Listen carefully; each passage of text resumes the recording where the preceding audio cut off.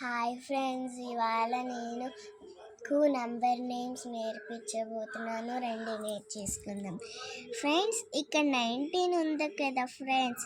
So right 19 spelling friends. నీట్గా రాయాలి hand writing. N9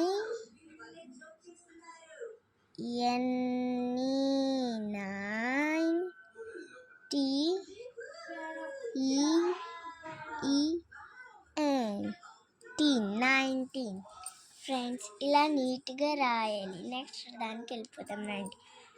34 friends. ఇప్పుడు 34 స్పెల్లింగ్ రాయాలి. THIRTY-4